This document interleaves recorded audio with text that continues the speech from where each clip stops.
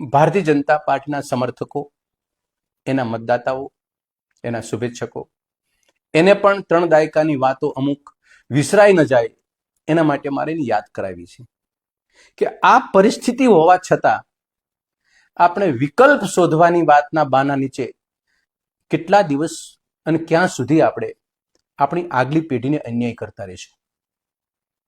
હું તમને 10 મુદ્દા એવા મૂકવા માંગુ છું કે આપ એની ગહનતાથી અભ્યાસ કરજો અને અભ્યાસ કર્યા પછી એક નિષ્પક્ષપણે, કોંગ્રેસ ભાજપનો સવાલ નથી, આ માતૃભૂમિનો, આપના પરિવારનો અને ગુજરાતનું સાર્વભૌમત્વ અને ગુજરાતને કેમ ખીલતું રાખવું એના વિષય સાથે જોડાયેલો છે. રાજનીતિના સબ્જેક્ટથી પર વિચારીને આ વિચાર કરજો કે ભાજપાની સરકાર છેલ્લા 10-30 વર્ષથી 3 દાયકાથી આપણા ઉપર કેવા પ્રકારનો વહીવટ કરી રહી છે. પહેલી બાબત એ છે કે ગુજરાતની અંદર જે ખોરાકમાં ભેળસેળ, દૂધ હોય કે દૂધથી માંડીને તમામ પ્રકારની ખાવાની વસ્તુમાં ભેળસેળ, નકલ, કોઈ પણ સામગ્રીની નકલ, કોઈ પણ વસ્તુની નકલ, કોઈ કચેરીની નકલ, નકલનો કેટલો બોલબાલા વધ્યો છે એના પણ વિચારજો. અને ત્રીજું, માફિયાગીરી, બુટલેગરો, દારૂ અને ડ્રગ્સનું નેટવર્ક છેલ્લા 30 વર્ષની અંદર ચરમસીમાએ ચાલુ છે. એમાં મને સાંભળનારા પૈકીના ઘણા લોકોના પરિવાર બરબાદ થયા છે અને ભોગ પણ બન્યા છે. બીજી બાબત એ શિક્ષણની. ગુજરાતના 30 જિલ્લામાં ઇજનેરી કોલેજ આજે 30 વર્ષે પણ બનાવી નથી શક્યા સરકાર. 35,000 પ્રાથમિક શાળાના શિક્ષકોની જગ્યાઓ ખાલી છે. 6,000 પ્રાથમિક શાળા કોઈના કોઈ બાના નીચે ગામડાની પ્રાથમિક શાળાને તાળા મારી દીધા.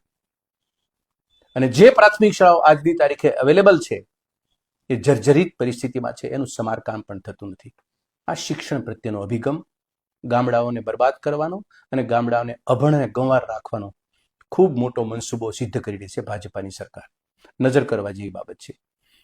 ત્રીજી બાબત, 2022ના ખાલી 2 વર્ષમાં અમદાવાદ શહેરની અંદર 9,281 બુટલેગરો, બુટલેગર એટલે કોણ? દારૂનો ધંધો કરનારા, એ અનઅધિકૃત રીતે એવા લોકો ઉપર ફરિયાદો નોંધી અને 2600 ડ્રગ્સ પેડલરો કે જેને ડ્રગ્સનું નેટવર્ક બિછાવવા માટે શિરમોર ભૂમિકા હોય, અને 20 લાખ લોકો ગુજરાતની અંદર ડ્રગ્સનું સેવન કરતા થઈ ગયા. એના કારણે 2600 બુટલેગરો, ડ્રગ્સ પેડલરો પેદા થયા. આ અધોગતિ નહીં, આ પાયમાલી તરફ લઈ જનારી માનસિકતાથી આ ગુજરાતની સરકાર આંખ બંધ કરીને આ પરિસ્થિતિની સામે જોઈ રહી છે. આમાં પણ આપણા ઘણા પરિવારો બરબાદ થયા છે. ચોથી વાત, 4-5 વર્ષમાં 2.5 લાખ કરોડનું ડ્રગ્સ, એટલે કે લગભગ 96,000 કિલોગ્રામ ડ્રગ્સ આ ગુજરાતની સરકારે પકડ્યું એવું કહે છે. પીવાનું કેટલું એનો કોઈ આંકડો નથી. એના ઉપરથી એક અંદાજ માનજો કે ગુજરાતની યુવાધન બરબાદ માટે સરકારે કેવા પ્રકારના પગલાં લઈ રહી છે. છઠ્ઠી બાબત એ કે અમદાવાદ શહેરની અંદર ખાલી 58,125 લોકોને રખડતા કૂતરાઓ કરડી ગયા, એના કારણે ભોગ બન્યા. અને વાંદરા અને બિલાડાઓ 1,500 લોકોને કરડી ગયા, અને રેઢિયાળ પશુઓના કારણે અનેક લોકોના જીવ ગયા. આ અમદાવાદ શહેરની વાત કરું છું, જેને એ લોકો કર્ણાવતી કહે છે, મહાનગર કહે છે. નામ રાખી દીધું કર્ણાવતી અનધિકૃત રીતે, પણ કર્ણાવતીની જનતાની પરેશાની ને મુશ્કેલી શું છે આ એનો દાખલો છે. કોઈ ફેરફાર નહીં. એનાથી આગળ લગભગ 29 થી વધુ આ ગુજરાતની સરકારના યુવાધન, આવનારી જનરેશન માટે જે અપેક્ષિત અને સક્ષમ યુવાનો જે પરીક્ષા આપવા સ્પર્ધાત્મક પરીક્ષા આપવામાં બેસવાના છે, એવી પરીક્ષાઓના પેપર ફૂટ્યા અથવા તો એમાં ગેરરીતિ થઈ અને પરીક્ષાઓ રદ થઈ. એના કારણે જે મુશ્કેલી ભોગવવાની થાય. આ વહીવટી તંત્ર ઉપર એક સવાલ છે, આવું કેમ બને છે? કોના પાપે બને છે? અને આપણે ભારતીય જનતા પાર્ટીના સમર્થક તરીકે આપણે નથી વિરોધ કરી શકતા કે નથી આ કામને અટકાવી શકતા? સરકાર ઉપર સરકાર આપણે બનાવવા માટે આપણે મત આપીએ છીએ, જય શ્રી રામનો નારો બોલી. વિચારવા જેવી બાબત છે. એનાથી આગળ અમદાવાદ શહેરની અંદર 40 કરોડના ખર્ચે એક પુલ બન્યો, બ્રિજ બન્યો. 5 થી 6 મહિનામાં એને નોન યુઝ કર્યો. બંડલ કામ હતું એટલા માટે. 9 કરોડના ખર્ચે ઉપર તોડવાની મજૂરી. કોના ખીચામાંથી પૈસા ગયા? મારા અને તમારા ટેક્સના ભરેલા પૈસા ગુજરાત સરકાર વહીવટ કરે છે અને બરબાદ કરે છે. છતાં પણ એ વિસ્તારના લોકોએ ફરી પાછા ભારતીય જનતા પાર્ટીના ઉમેદવારને મત આપે છે. નજર સામે ભ્રષ્ટાચાર બને છે, એના ઘર સામે ભ્રષ્ટાચાર બને છે, અને છતાંય ભ્રષ્ટાચાર ઉપર મત આપવાની માનસિકતાથી આપણે સમજદારી કેળવવી પડશે. એનાથી આગળ ગુજરાતની અંદર ખેતીવાડી વિભાગમાં 4,000 કરોડનો મગફળી કૌભાંડ અને જીએલડીસી વિભાગનો કૌભાંડ ન ભૂતો ન ભવિષ્યથી. ખેતીવાડીમાં આટલો મોટો ભ્રષ્ટાચાર ગુજરાતમાં ક્યારેય થયો નથી. આ બે ભ્રષ્ટાચાર થયા પછી કૃષિ મંત્રીના પગ નીચે રેલો આવે, સરકારની નીચે રેલો આવે, પગ પાસે રેલો આવે એટલે એના ઉપરની તપાસ બંધ થાય. કરોડો રૂપિયાનો ભ્રષ્ટાચાર સામે આવે. કોની ખીચામાંથી? સરકારની તિજોરીમાંથી. અને આપણે સૌ નતમસ્તકે એ વાતને સાંભળી આ કાનથી આ કાન કાઢી નાખી અને આપણે પાછા ભાજપાને મત આપવા માટે નીકળીએ છીએ. હું વાત કરી રહી છું ભારતીય જનતા પાર્ટીને મત આપનારા લોકોની સમજદારી ઉપર સવાલ કરવાની વાત છે. એક વાત, ગુજરાતના મોટા ભાગના દૂધ સંઘો જે જિલ્લા કક્ષાએ ડેરીઓ ચાલે છે, અલગ અલગ નામથી, રૂપાળા નામો છે, અમૂલની બ્રાન્ડથી એ લોકો દૂધ વેચે છે. હમણાં થોડાક દિવસ પહેલા એ ઉત્તર ગુજરાતની એક ડેરી ઉપર જબરજસ્ત ભ્રષ્ટાચાર, નકલી દૂધ, અને એ પણ દૂધ સંઘોની અંદર સપ્લાય થાય. મારા અને તમારા પરિવારના બાળકો આ દૂધ પીતા હતા.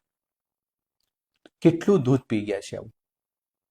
કોઈ પણ જગ્યાએથી ભાજપાના આગેવાનો તરફથી ખબરદારનો સવાલ ન ઉભો થયો. મત ઉપર મત આપીએ છીએ અને ભાજપને જીતાવીએ છીએ અને જય શ્રી રામનો નારો બોલીએ છીએ અને ઘરને બરબાદ કરીએ છીએ. આ વાસ્તવિકતા છે.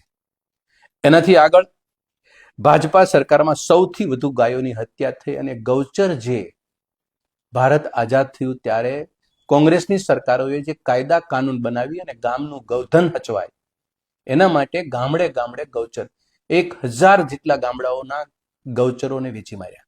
આજે નાશવંત એ ગામડાઓમાં ગૌચર નથી. સૌથી વધુ માફિયાઓ ગૌચર ઉપર કબજો લઈને બેઠેલા છે. ગૌચર વેચી રહી છે સરકાર. અને આપણે એક બાજુ ગૌ હત્યા માટેનો કાયદો લાવવાની વાત કરતા હતા 30 વર્ષ પહેલા. ભાજપાના તમામ આગેવાનોને કહેવા માંગુ છું, એક સવાલ તો તમે હિંમતપૂર્વક કરો ગૌ માતા માટે કે ગૌ હત્યાનો કાયદાનું કાનૂન ક્યારે બનવાનો છે? આ વાયદો કોને માર્યો હતો? ગૌચર સાચવવાની જવાબદારી કોની હતી? પંડિત નહેરુની નહોતી? મત જેને આપો છો એને સવાલ કરવાની હિંમત મતદાતાઓમાં કેળવી પડશે. છેલ્લી વાત, અમદાવાદ જેવું શહેર હોય, સુરત હોય, વડોદરા હોય કે ભાવનગર, જામનગર કે રાજકોટ હોય, આજની તારીખે આ સરકાર પાસે આપણે સામાન્ય અપેક્ષાઓમાંથી પણ બહાર નીકળી ગયા. ચોખ્ખી હવા ના આપી શકે, ચોખ્ખું પાણી ના આપી શકે, ચોખ્ખો ખોરાક ના આપી શકે. પ્રદૂષણ, ટ્રાફિક અને ગંદકીથી આપણા શહેરો ખતબદે છે. કરોડો રૂપિયાનો ટેક્સ આપણી પાસેથી ઘર અને મકાન ઓફિસના નામેથી વસૂલે છે. આમ છતાં પણ આપણી પાસે એની ફલશ્રુતિ શું આવે છે? અધોગતિ સિવાય કશું નહીં. ભારતીય જનતા પાર્ટીની સરકારના બેઠેલા આગેવાનો અને એની સાથે ભાજપાના જે સમર્થક મિત્રો છે જોડાયેલા છે, આ બે વચ્ચેના સંવાદને મજબૂત બનાવવા માટેની આ સંકેતિક રીતે મારી વાત છે કે મત તમે કોઈ પણ સરકારને આપી દો, કોઈ પણ પક્ષને આપી દો, પણ જે જનતા તરીકે મારો એક અધિકાર છે એ અધિકાર છીનવાતો રહે ને હું એ પક્ષને મત આપતો રહું, હું એ સત્તાને સત્તા ઉપર બનાવતો રહું, તો હું ક્યાં છું? અમારી વાત ભારતીય જનતા પાર્ટીના મિત્રોને, સમર્થકોને અને મતદાતાઓને મેં કરી છે. કોંગ્રેસનો વિકલ્પ સામે નથી. ભારતીય જનતા પાર્ટી એકમાત્ર વિકલ્પ છે. એ એક ગેરસમજણને મગજમાં રાખી અને આપણે આપણા પરિવાર, બાળકોના ભવિષ્ય ઉપર પ્રશ્નાર્થ ઉભા કરી રહ્યા છીએ. આ એક સમજદારી છે, વિચારવા જેવો મુદ્દો છે. નજીક ચૂંટણી આવે છે, યોગ્ય મુદ્દા લાગે તો કાં સરકાર પાસે આ બાબતનું કમિટમેન્ટ લો અથવા તો મતનો વિકલ્પ બદલો. આભાર, ધન્યવાદ.